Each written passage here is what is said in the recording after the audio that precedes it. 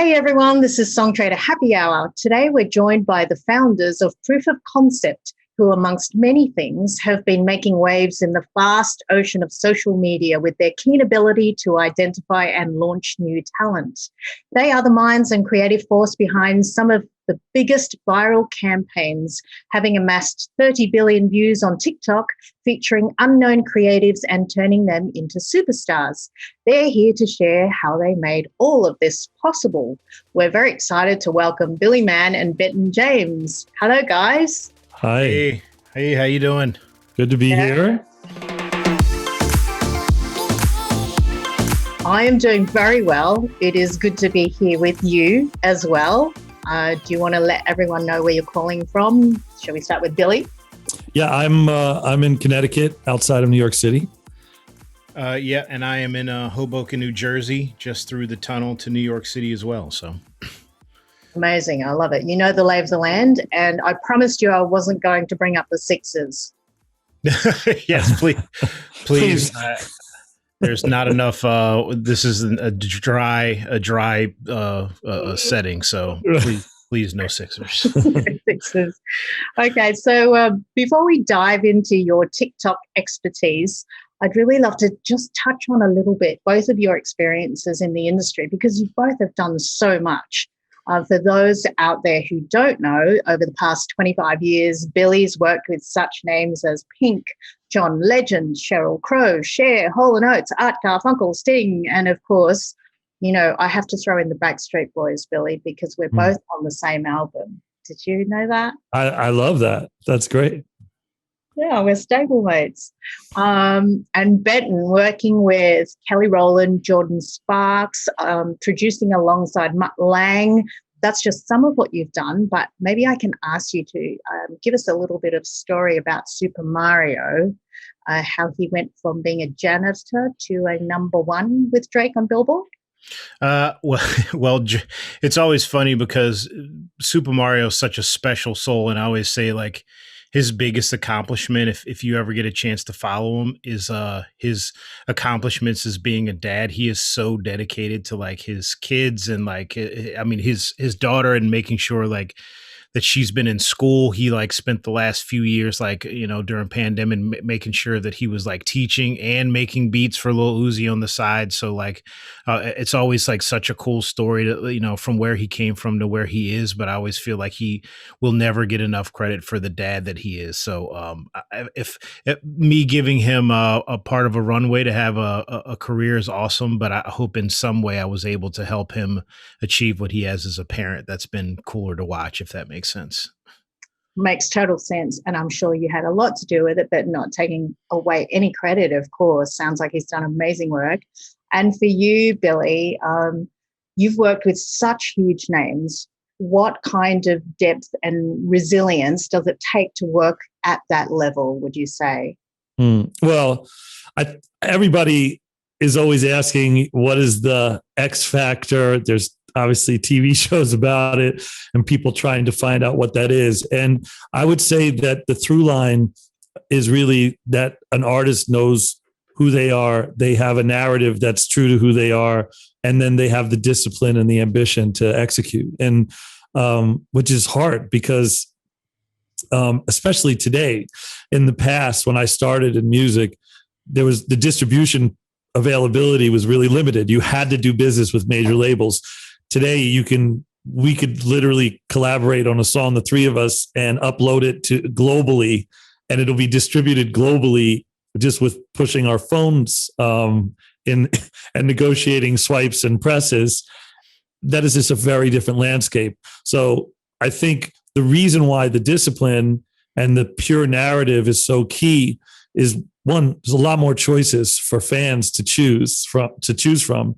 And two, the upside of, I guess, commoditizing music and making it a more democratic environment is that it's a lot more volume. And when that happens, the way that a person can cut through, it's not just about the money, it's about the ideas, and it's about the songs, and it's about the motivation of the person. And I think those are the things that we're always looking for. And I think that not just in music, but across the board in terms of content creators, that's what cuts through, is what is that point of view, and how does that person and their song and their voice and their message carve their own lane. Yeah, amazing. And let me ask either of you, what is your individual through line, given that you have worked through the decades and seen so many changes, and you've seen all of the tools and the landscape shift so much? How have you managed to stay relevant and passionate? I'll let Billy go first. He's awesome answering this question. I think nobody goes to a cocktail party and brags about all the things that they did wrong and their mistakes, or projects they did that didn't work out, or artists they signed that took their money and left. Or we're very good at Instagram did not invent the highlight reel of life. The music business, I think, did. So I want to say that there's a magic formula to relevance, but it's not. It's really you got to fall down a lot to figure out if you're up for the challenge of not just staying relevant in the long term, but wanting to fight the fight for the artists and the projects you believe in, just on the day-to-day, hand-to-hand of the business. But I think it's just curiosity and wonder. I think just being passionate about new everything. And that's not just the new artists or new beats or new genres, but it's new technology. And I've always really leaned into every new platform. The first artist that I signed from MySpace was Teddy Geiger, who's one of the biggest songwriters in the world. And I love her. And that experience, finding Teddy and helping be a part of the shaping of her huge career, MySpace was a big part of that. And that worked out great for Teddy and for me. Esme Denters was on YouTube. I remember flying to the Netherlands, and we signed her off of YouTube with Justin Timberlake and Jimmy Iovine, and every captain of the business was in the project. It had a top 10 single, and it didn't really go much further. And some of it is the heartbreak of those moments, but I think the relevance is always leaning in to what's next. It's not just the genre. I think your tenacity has to be not just keeping up with the music, but keeping up with the way people experience it. Mm-hmm. I love that. Benton, how do you stay passionate about what you do? I mean, honestly, I think it's just being grateful. I think, I am a gregarious person by nature. I love being in conversation and a relationship with people. And, anytime someone kind of opens their door to me, we have a conversation. I really look forward to valuing that person. And I think that, I'm always just very grateful that people, allow me time and opportunity to speak with them or to work with them. They could do it with anyone else. And, Billy always says it best. It's like music business is hard enough. It's like you want to work with people you like. And we've kept that as a motto. And that's been a really, really cool way to still work with people after several years, being able to go back with them. And so, whether it's people in the business or it's, my wife or my brother, it's like there's so many people that have, helped me out along the way and given me time and allowed me the opportunity to work with them on a song or a piece of production and things. And I really remain grateful to them. And I feel like I treat them that way in an authentic way. And so that's really, it sounds very basic, but that's really, I think, one of the biggest things that I try to hold on to as like a core value. And it seemed to serve me pretty well. Basic, but important. And I'm assuming that both of you still like each other. Billy does punch me from time to time. It's a very abusive relationship, but I fight my way. No, I'm joking. First of all, totally joking. We're on Zoom. We're on Zoom. Like, if you saw in person, he's about 4 inches taller than me. And we're both big, but nobody's punching Benton. No, I'm not. I'm just gonna step out of the way of that one. It's all good. I'm a massive fan of Billy, and he's, we are at this point, we are brothers, and that's in all of the good and tough ways. Like, family relationship is always full of its it's awesome moments and it's moments of challenge. And I think we've handled both of those in the best ways. I couldn't ask for a better partner. So, my answer is I love Billy. I don't know, quietly in the background, he might have some other ideas. But Ben is right. No, I think we've worked together for almost 8 years, and that's covered a lot of circumstances and traveled. And you get to it's like musicians that play in a band, and sometimes that run is a lifetime. Like I live in a town where Keith Richards is my neighbor, and he will of course outlive us all, but his relationship and the Rolling Stones, how many decades they've been together and apart. And I think some bands last forever and some, have their moments, but it's nice when you have a lot of years under your belt with somebody, and it makes actually the debates and the discussions are key. And to have a good sparring partner, I would listen, if I'm an artist and I'm watching this and I'm thinking, what do I need from my team?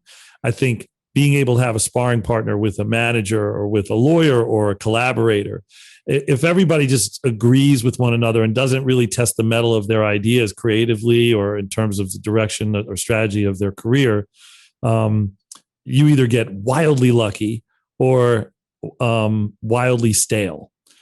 So Benton is a great partner, and fortunately we like the same sports teams and are from the same city, so that worked out.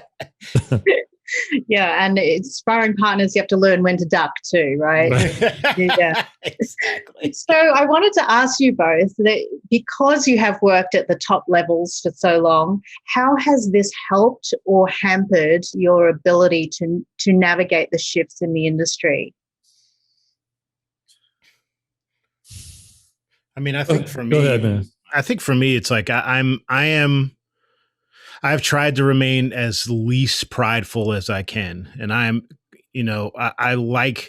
feel like I know myself well enough to know what I know and then what I don't know. And I am not too prideful to touch with people who I think are really awesome in a space and have wisdom that I don't. And then I know when I really can trust my gut about something and jump in. And so I don't know.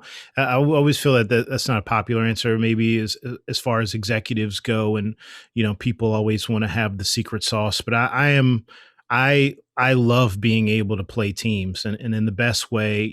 There's so many really cool ways that Billy and I balance each other out, and places that he's had some amazing experiences that I haven't, that I can lean on him and he will, and forgive, there's a litany of sports metaphor that I'll make over this, but like Billy will take it, the basketball and dunk it in a place where he is got some real strengths, and he'll allow me to do the same thing.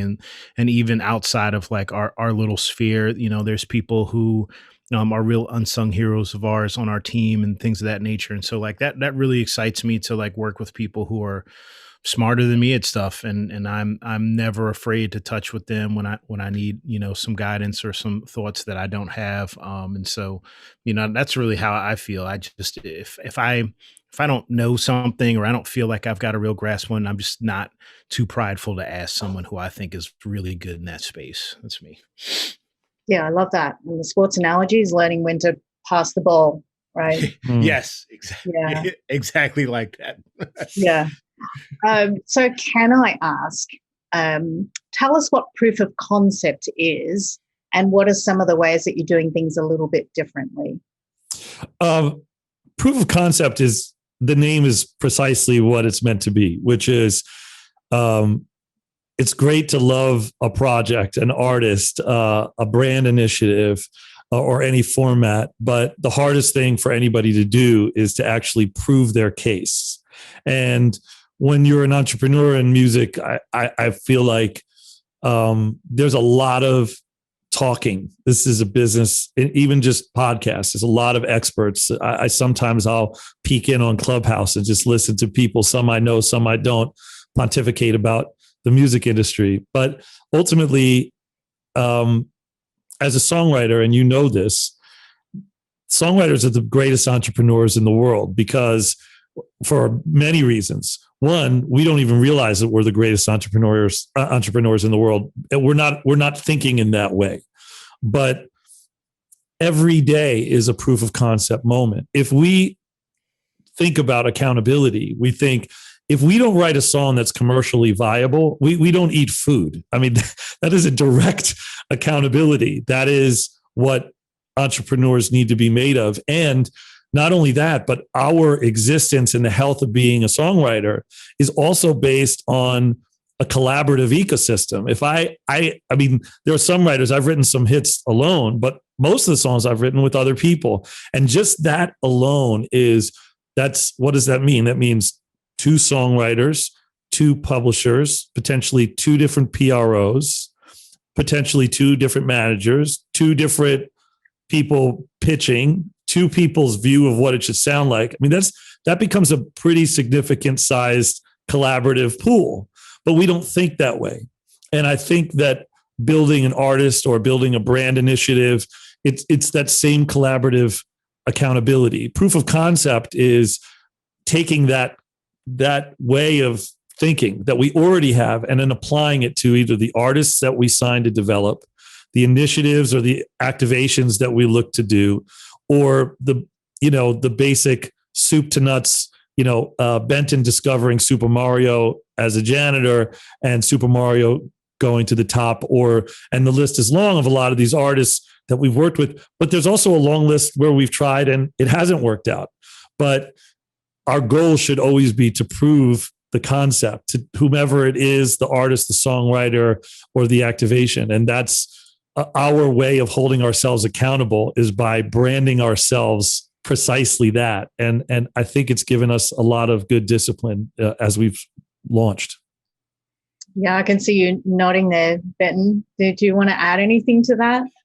I mean, not much. It kind of came from something that Billy is always saying. And the best part about, working with Billy over the years has been the ability to have a large idea and chase it down and execute against it. And I think, that is really kind of one of the driving forces of us as a business, is this goal of being able to have a big idea and then execute against it and prove concept. And in the best way, it's not just a name. It's come up so many times in like meetings we have, or when we're talking to brands or artists or whoever we're working with in the moment. It's like, that's the goal, is to kind of like find this big idea, this thing that feels like it's a little larger than life and it scares you a little bit, and then go through and put together the kind of executable points to make that a reality. And that's the most fun I've ever had in my life.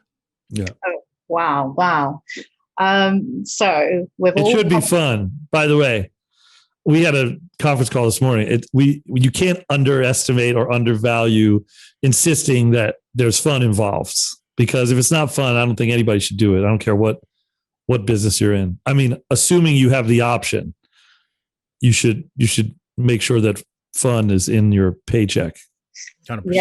Yeah, I hear you on that. And it is a happy hour. And I forgot to ask you what you were drinking. It's 4:30 in the afternoon here, and I've got 4 kids. So Benton, you're gonna have to drink for me. And I did not know that this was like supposed to be, but I did pour myself a small thing of bourbon. Mean, this was a just in case that. Okay, I've got a bottle I'm looking at right now, but I am enjoying, not that I would keep a bottle in the studio, but hypothetically speaking, I am. No, I'm good. 4 kids. I mean, I've only got 2. Anyway, so how do you determine which artists to take on and which ones not to? Because we know as artists ourselves, you think that what you're doing is special, and yes, it is. But how do you, as a business, decide what to take on and what not to? You can't do it all, right? Yeah, I mean, Billy, you want me to take this one? Go, man.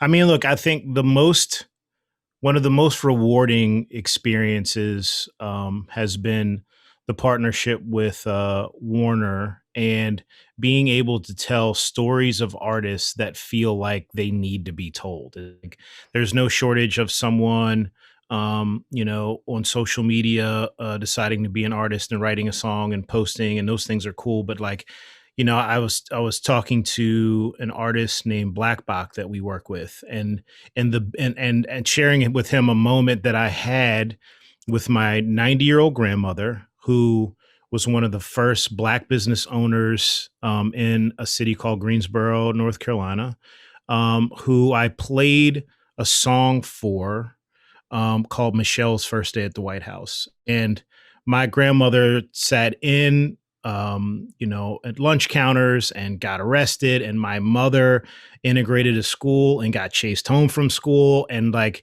there's so much, it was such a full circle moment for me that it is, Bach is an artist that I want to fight for. I want to wake up and make sure that his story is told, that his, compositions. I mean, this is a classical pianist from Detroit, and so there's so much about the artists that we sign that we love, not just from the music. Obviously, we want the music to be super special, but the stories that we get a chance to tell with those artists are, really fulfilling. And so I think, reality is, for me, it's like that's kind of what,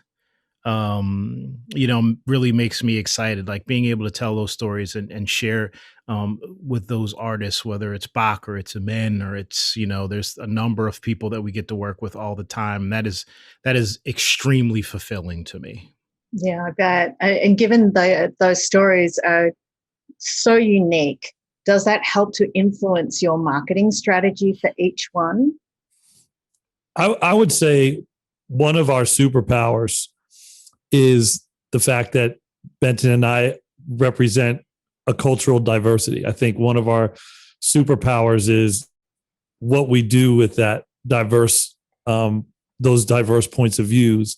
And when we're aligned on projects and we're collaborating and we can find one another's, like the experience that Benton had with Blackbach, which by the way is spelled BLKBOK, who's just a brilliant artist.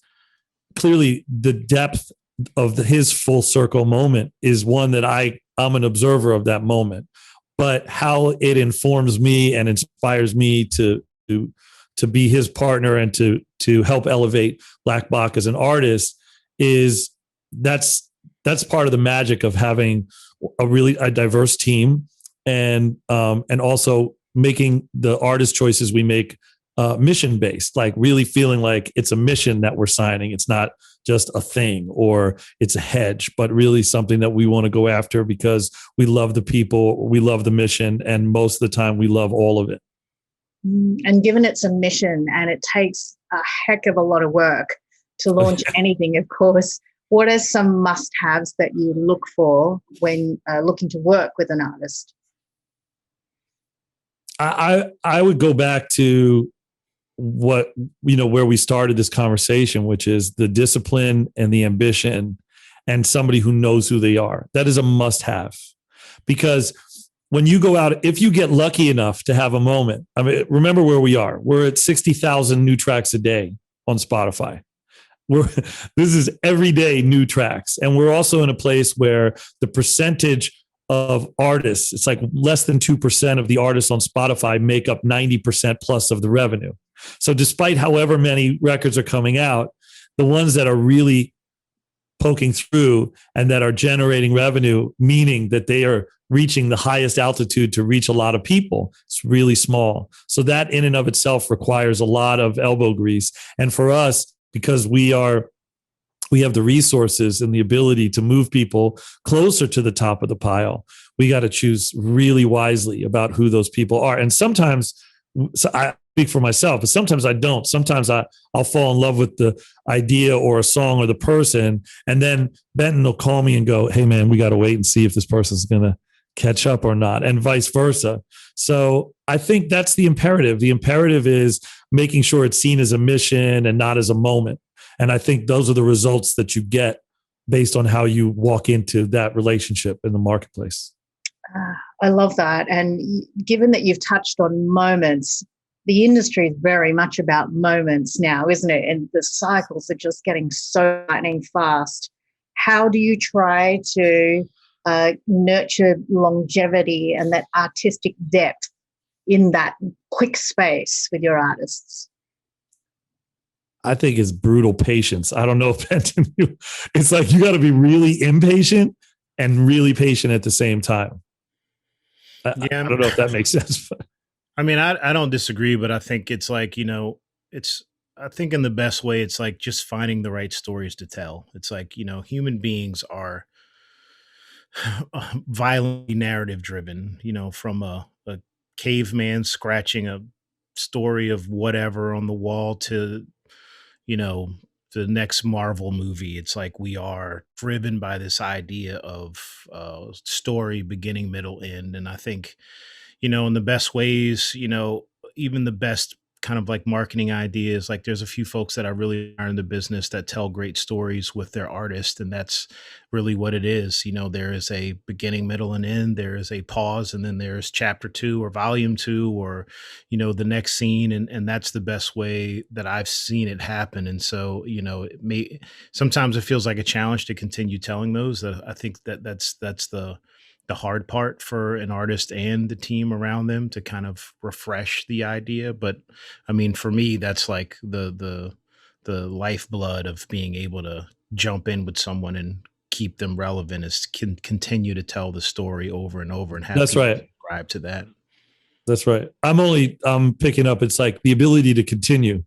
That's what Grover Washington was my earliest mentor. And he told me the secret of the music business. And I was really excited to hear him tell me something like there's a golden rock on West 26th Street or something. And he was like, it's just the ability to continue. If you can keep doing it, you win. And, I look at most people in the music industry, artists or otherwise, are like professional athletes. They'll get like 8 good years and then, they'll have to redefine what they do. The fact that, we've been in it a long time and that we're building those long-term relationships with talent is just wanting to continue that is the key. I'd love to continue, but it's a perfect place for us to pause.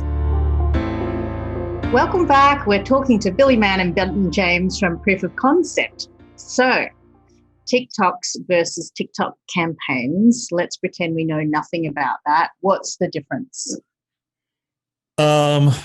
The difference between, the past year is the difference between TikTok pre-pandemic and TikTok post-pandemic, hopefully post-pandemic. I know we're still in it and a lot of parts of the world are still in it, but TikTok as a platform is very different than the campaign. And what we've worked on the one hand, working with artists and talent that are content creators on the platform, which a lot of people in the beginning that I know, and a lot of, including really established artists, were just, TikTok is terrible. It's awful. I hate it. And watching them incrementally migrate onto that platform, even to the extent that VidCon, which is happening now, which was always underwritten by YouTube, is now supported by TikTok. It's just been a huge sea change for the industry. So TikTok as a place for creators to live and express themselves is no different than the other social platforms, except the experience is clearly different because the average time of a user is something like 89 minutes a day or something staggering. And in terms of profitability, the company is, I think today they announced it was $34.3 billion. I think I made a note, and this is 111% total revenue growth, and this is a gross profit of $19 billion. This is ByteDance. These are huge numbers, massive, explosive numbers. So that means an explosive amount of growth from content creators and artists. So that's one piece of it. And then a TikTok campaign for Benton and I, and he can go into examples. But for us, sometimes it's the ideation, sometimes it's helping to source the talent, and sometimes we're creating the music and tailor making the music either for the brand or for the initiative. And it's something that we incorporated into our business model. I'd say it was in the first days, and it's been meaningful for us, and also meaningful for the artists and the writers and the musicians we work with, because during a pandemic, when there's a more limited amount of releases, there's no touring. It's a great outlet for them to make a living. Right. So, Benton, did you want to go into the campaign side of things? I mean, the campaign side of things is pretty interesting because it's TikTok's such a fast moving environment. Something is trending, or what song is it? What's the creative around it? Who's going to use that sound? How do you expand on that? That piece of content.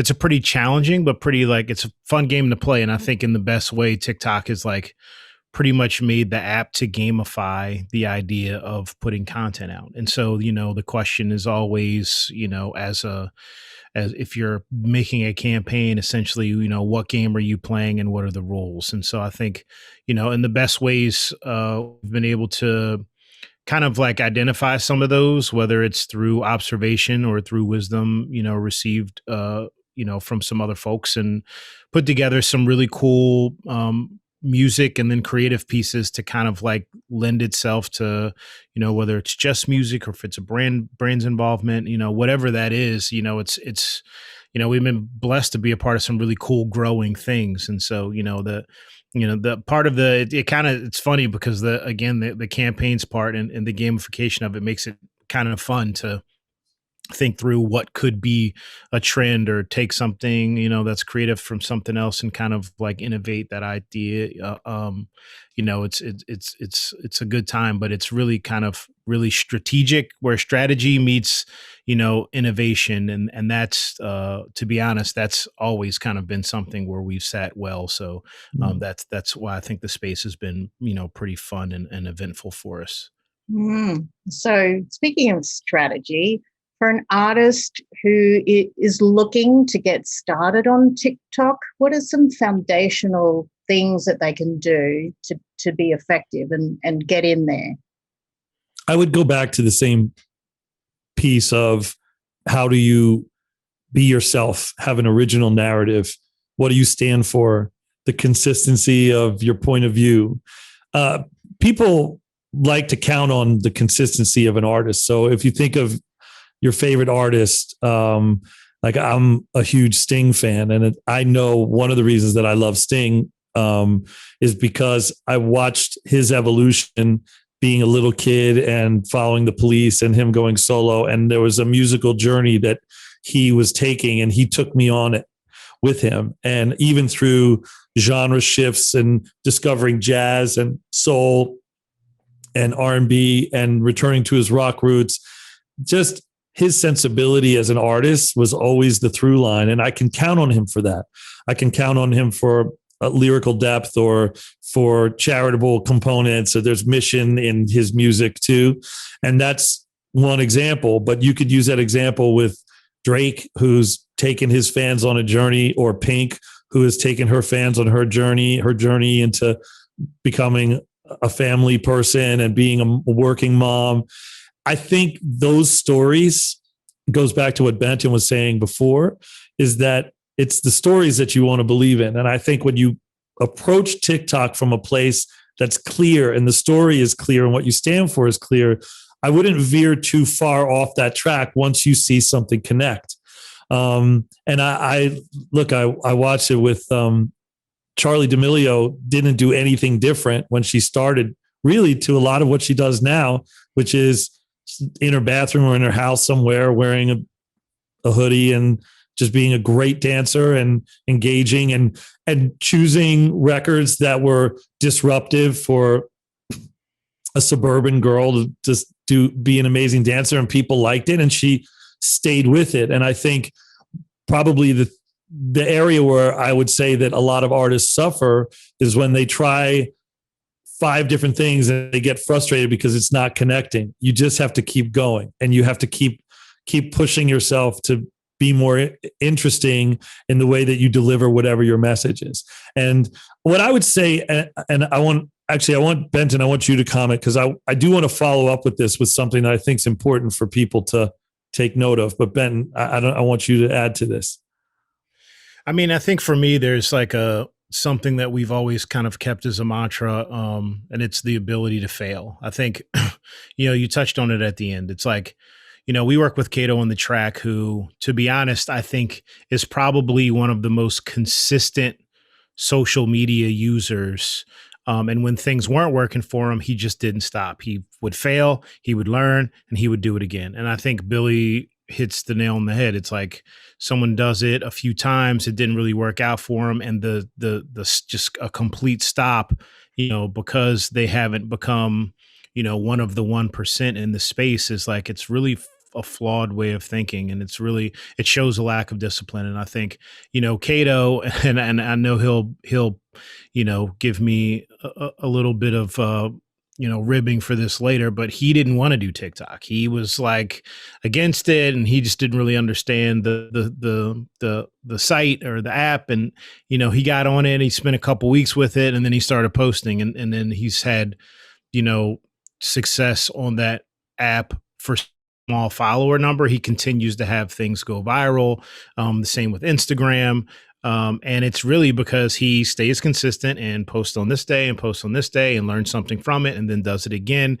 And a lot of people want to know the secret to, his sauce. And it's really a simple sauce. He just keeps making it over and over, and then gets it to perfection, and it's really built something special for him. And I really think it's fail, learn, and then fail again until you're successful. And that's I'm looking at Black Box TikTok. He wasn't on TikTok until the first post, I think, was April 1st or around there. So it's been 2.5 months, and he was never on TikTok, and he has 21.2 thousand followers, which for a neoclassical pianist on TikTok, that's an outrageous. We didn't pay for that. That's him putting in the work, telling his story. So I think it can be frustrating when people feel like it's not connecting, but it's a little bit like, sometimes you can't say it's everybody's fault. Sometimes it's just you. It's not them. And maybe you need to rethink, are my songs really that good? Am I that good? Is this my strength? Am I being true to myself? Which, by the way, is a harder conversation, because a lot of people are even unknowingly derivative of somebody that they just like, and they're trying to emulate. And when given the choice, if you have millions and millions of choices between the artist that and taking a bet on someone who sounds a lot like the artist you already know, you're going to stick with what works for you. So that's part of the iterative nature of it. So you've touched on some ground level pointers as well as some of the more philosophical. So maybe we can touch on a little bit more of the logistical. So what are some of the other key ingredients that you think that help to make a content piece work really well on TikTok? For instance, song choice or sound quality, creative execution, that kind of thing.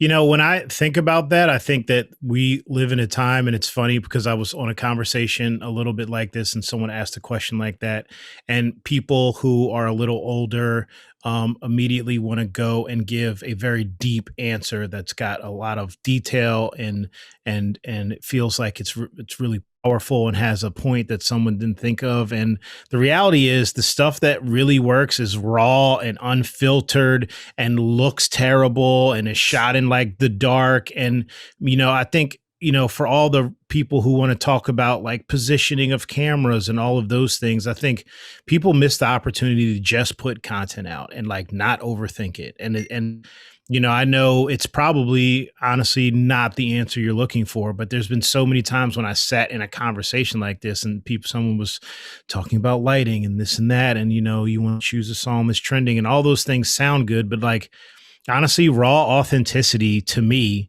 is singing across it, because as I swipe through things, something that hits me, in the mouth is something that's talented and something that doesn't look shiny and bright like everything else, something that looks like it's like an uncut gem. And I think for so many people who are trying to look like the perfect, cleanest, most relevant way, I think the things that are celebrated the most are the rawest and the most authentic. Oh, totally. I mean, I've worked with Alex Iono since he was a teenager, and he went on YouTube and invented the mashup. But he invented the mashup, and he had a setup of a laptop, little keyboard, couple of KRK speakers in the living room at a little apartment where he lived with his family. And he just showed up with it every week, and he was consistent. And when people saw it, they felt a sense of discovery. But on a practical basis, because I don't want to lose sight of that, because I think that's true. And sometimes there's somebody like singing from the back of a car, and that's what they do on their way to school every day. And that's something that's just raw and real. But I think it's also important to say to someone who's looking, how do I catch that algorithmic wave? Some of it is just looking at what's trending. Look at the songs that are trending, pay attention to it. And sometimes look at the songs that are just on the way up, depending on the kind of talent it is. This is more for somebody who just is trying to build an audience. But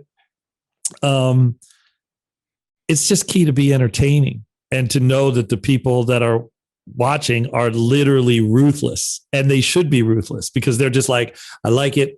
I like it. I hate it. I hate it. I like it. I like it. Ooh, I really like this. Let me look at more of this. And that is a sense of control. And I actually would say part of the reason why we've had this explosive growth on TikTok is because during pandemic, we were all stuck at home, and kids were all stuck at home.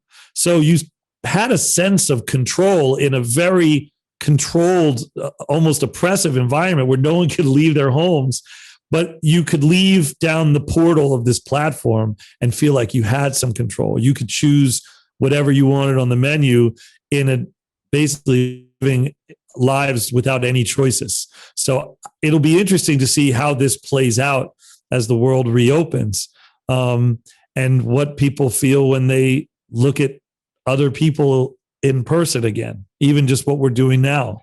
What is our next podcast, Victoria, when Ben and I come and hang with you and I pour you the drink for you and et cetera, you know? We spar a little bit.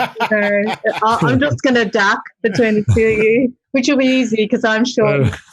Yeah. But you actually led to the most perfect place, because I think you're reading my mind. Now that the world is starting to open up and live events are re-emerging, do you think that our interaction with those social platforms will change after a year and a half in lockdown? I mean, I think so. I think, but I always think that human beings don't like to change, and change is inevitable. It's like, to me, change is the truest thing on the planet. So will our interaction with social media or the app or the new app that's coming that we don't know exists yet, it's all going to change. Like, just like there was Facebook domination and nothing else, and now there is TikTok, where no one thought that there would be anything else. It's like, to me, there's always change coming. There's always something new coming. There's always a switch. There's algorithmic switch, or the government tells everybody they can't use the app. Whatever it is, it's like coming. And I think people always have to be prepared for that. Okay. And so for all of those emerging entrepreneurs or artists out there, what's your advice to them? Do it all. You got to look for who you are first. And once you start doing that and you want to express yourself on all these platforms, or as many as you can stand, because you have to finding your tribe. Forget being an artist or being a celebrity, just being a person. Finding your tribe is a real quest. It's not easy. It's why kids in middle school have the toughest time, because they're sort of becoming themselves and they're trying to find who they are and who they connect with. And I think it's the same for artists with craft. I think it's the same for artists with their fans, even the musicians, the producers, the songwriters they work with, the managers. Finding your tribe is hard.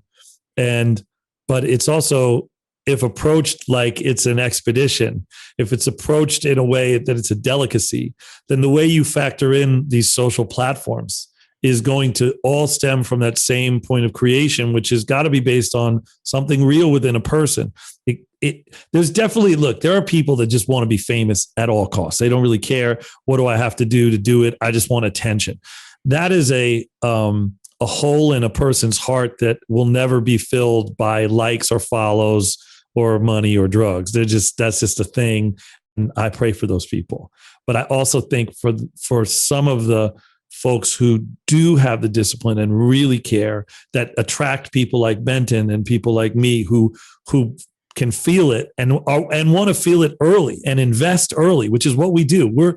We're angel investors in the talent. We want, Ben, you said it perfectly. It's like that uncut gem. It's like, that's what gets us up in the morning. So I think it's just finding your tribe. And some of that is really hard to do. I often say, I know LA has become this sort of music center, and I think that's going to change too. Not that it's not clearly a key hub in the world, but pandemic, COVID, all of this stuff, they're finding life outside of commutes and office space. And I think that's going to change as well. And the need for approval is going to shift as well. So I'm saying an answer that's kind of amorphous, but it really is find where the people who are passionate about you, where they live. If they live on Instagram, go to Instagram. If they live on TikTok, go to TikTok. But you got to try both and give it your all in order to see what that is.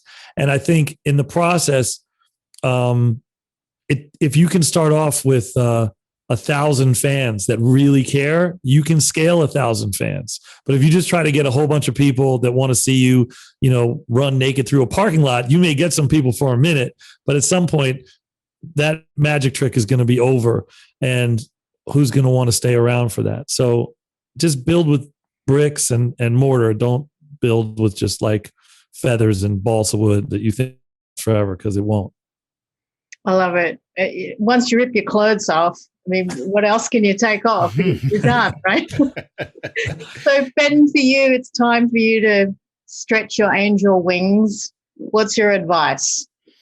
Honestly, I always get confused on how to answer this, because I always feel like it pretends that I have some sort of special or secret answer that will unlock someone's key. And I really don't know it. It's like in my own life, everything has been a very unstraight path. There's times when things went really well. There's times when things went terribly. There's times I made some really bad decisions that I thought were great decisions. Or sometimes that I made some decisions very flippantly that ended up working out for me. And I think, the thing that's always resonated with me is, Billy's saying of the ability to continue, because that's always been a goal of mine, to like head in a direction and just be doing something that I'm really passionate about day in, day out. And whatever that looked like, that was always rewarding for me. And then honestly, just being honest with myself, there was a time when, probably like most people who are in the business, I was on the artist side. And I was just really honest about what I thought the future was there, and what I thought my strengths were, and where I could pivot and maybe make an impact and still kind of be, in the business that I loved. And I did that. And even that in its immediacy wasn't successful. But in the end, overall, I continue to, like I said before, be grateful for people that would give me time and, seek out as much wisdom from people who knew stuff that I did not. And I ended up working with some amazing people that I grew very close to, and got to do some great things. And so I just take any of that for granted. I don't know exactly what an entrepreneur should do. And I think if you asked successful entrepreneurs person to person, there's probably a through line of some real self-disciplines and some sacrifice that it takes to get to some place. But overall, I think the stories are very different because people are very different. And so I would, I try to remain as authentic as I can, and work as hard as I can and be grateful. And that's led me to a cool place. Maybe those three things can do the same for someone else. So let me ask you this. If your 20-year-old self was standing in front of you right now, what would you say to him? I would say, keep going. It's funny because so there is my 20-year-old self was dating a girl who I thought I was going to get serious with, and some well-intentioned person tried to get me a very normal job to continue so I could be able to support a future with this young lady.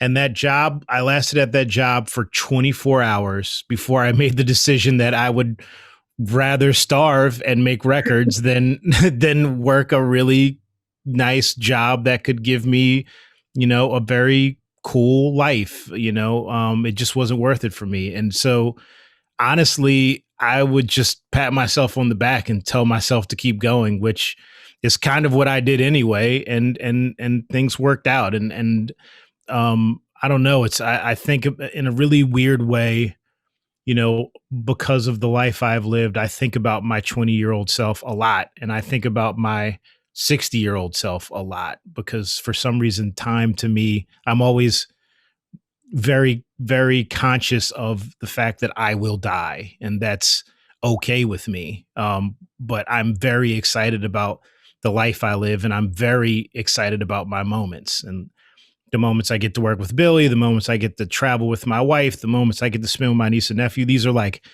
gold. So I don't have much to say to my 20-year-old self, because he was going to do this anyway. You know what I mean? But I would just tell him, please just keep going. You're good. It ends up okay.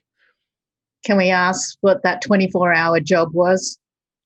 I worked in it was a carpet warehouse. The friend wanted me to be the kind of foreman, and like, I'm a big guy, so I was supposed to carry these massive carpet rolls and keep them places and then grow in this thing. And I obviously don't do that, but and I didn't last very long. Thankfully, he remained a friend. So nice. All right, Billy, your 20-year-old self is there. I'm thinking about, there's this song in the musical Hamilton, and it says, "Why do you write like you're running out of time?" is the lyric, because Alexander Hamilton was super intense and very prolific. I think I would probably say to myself, why, don't write like you're running out of time. I think it took me longer than I wish it had for me to really enjoy the delicacy of being a young songwriter and artist, because I was so driven, so ambitious, so hard on myself. But I motivated and I loved it. But I think that's what I would say is to give myself a little more room to enjoy it. I was just on the move, and I love that about my 20-year-old self. But knowing where I have been and where I get to go and the things that I get to do now, to go back and say, you can like enjoy the delicacy more. That would be one thing. And the other thing that I would say, which Benton has taught me a lot about this, I think it's showing more of the exposed belly of my fears and being more open with other people about it. And that's something that I've spent a lot of time in the past 10 years doing. And sometimes that leads to disappointment, because when you show that vulnerability to other people, some people, that's uncomfortable for them, as uncomfortable for them as it can be for you to allow for it. But I also have to say that it has paid real dividends for me. The relationships that I have, some of the most powerful relationships, not just because these people are in big positions in our industry, but really showing that vulnerable part of yourself and asking for advice from people that you respect, also means that you're letting them know that you're not on top of everything that you need to do. And that's hard in a really competitive business. And I think it's one of the things about Benton that I appreciate the most, especially we're both really physically large people. And it's when you show that that openness and that vulnerability, honestly, it's become another one of the superpowers I think that we have, that it puts soul into the work we do. So those are the two things that if I could go back, I'd say that. I'd say slow down, enjoy it more, and don't be afraid to, show your weakness.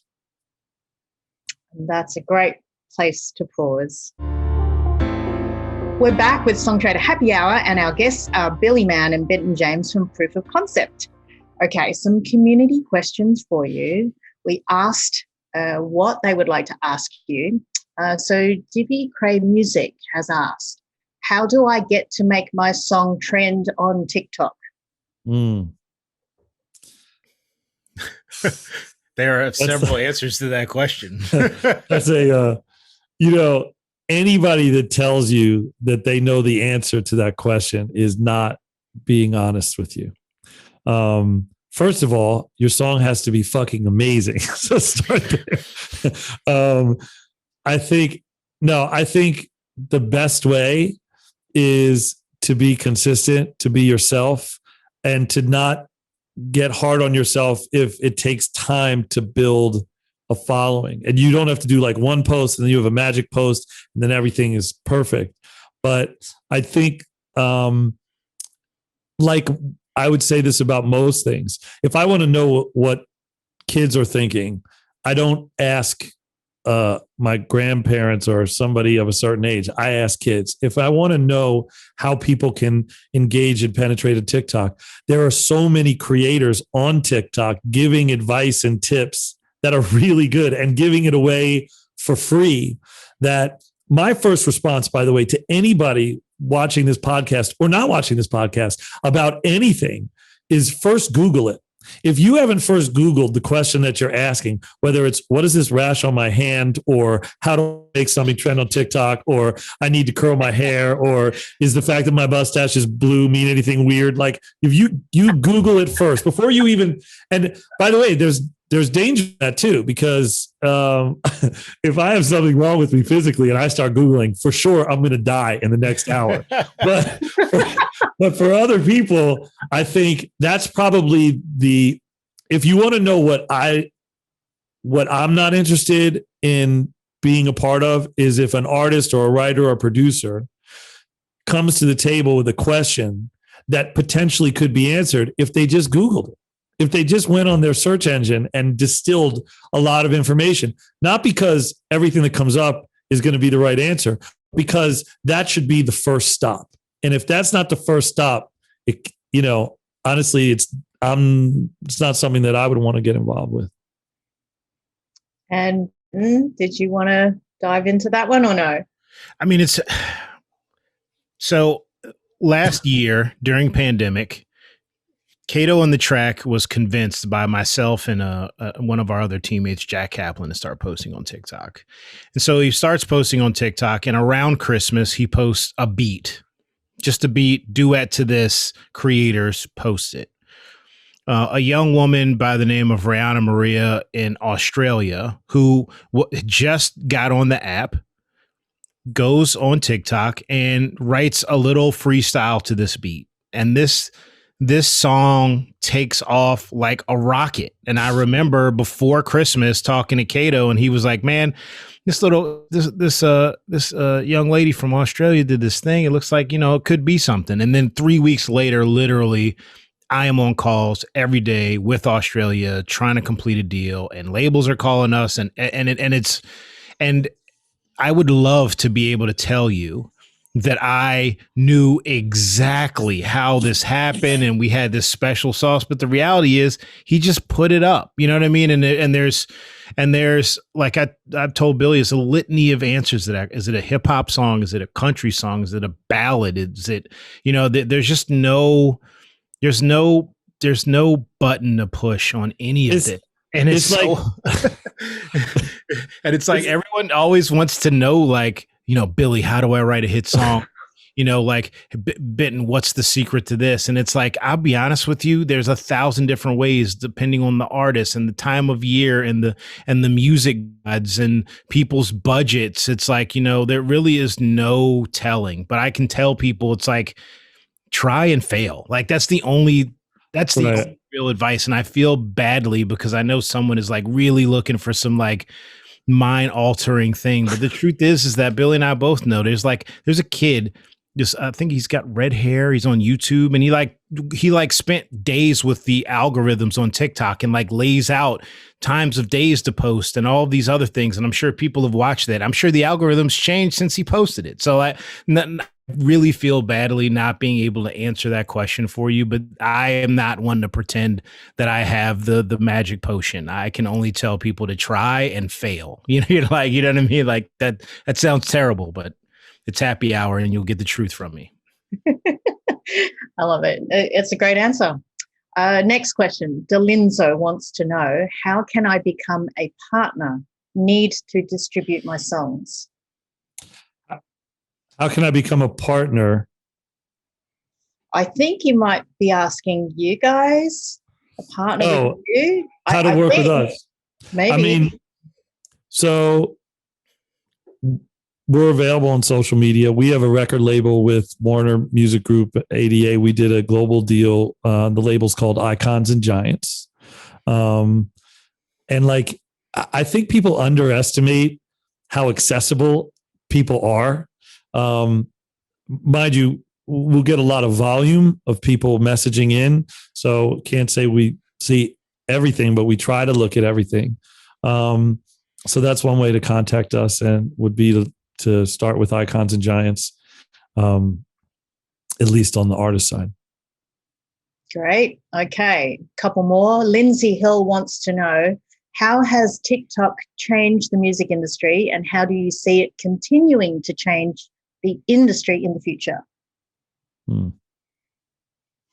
I mean, I will say one way I think, and this might sound bad, but I think there's a way it's changed the industry. And one of the ways is that there are a lot of people who are trying to catch lightning in the bottle on TikTok. And I think because we were all stuck in pandemic and everybody was trying to execute on that app specifically to try to go viral and then get seen, it feels like it's been a bit anemic to an overall artist growth and more about trying to catch that moment. And I feel like for a lot of us on the music industry side, as we kind of hunt through it and do the research and find things, you get some of these moments, but you don't get very developed artists. And so that's been a challenge because you might really want a song that you feel like has so much potential, but the human that's created the song is like not really, they have to play catch up from an artist perspective to where the song went to, and that's a challenge. And so like in a way I kind of feel like it's made the artist space anemic and the single or the song space like really really full of sounds and stuff that have gained traction and things of that nature. So I think it'll obviously continue to change, but the most exciting part is what it looks like when the world opens back up for everyone, and performances and like all of these other things. And hopefully that, to me, that leads to this growth in the artist side as well as some of the moments that are created. I want to know when you start hugging people. Like, when you go out, it's like all this fist pumping and stuff. Like, who's going to take the first hug? I'm a little scared. Yeah. I'd hug openly. Now, I tell everyone I got vaccinated 3 times just to make sure. So I have anyone. you need a medal. You can get partially vaccinated just from physical contact. So. All right. Last question is from Jake Rodriguez. What are some of your favorite TikTok campaigns? I mean, I really we worked across a few. I think the one that we won a Webby we did with an Airy campaign, which was really fun. But the one that I love is the one we did with Jasmine Benton, because it was, the message of it was it was called We Win Together. It was a hashtag We Win Together on TikTok. And we partnered with Gray Advertising as one of our clients, and they represent a lot of huge brands. And we had to put together the music around the initiative. This was done really in the heart of before the election, the last presidential election, where things were really divided and people were, it's been such a polarizing state of things around the world, but especially here.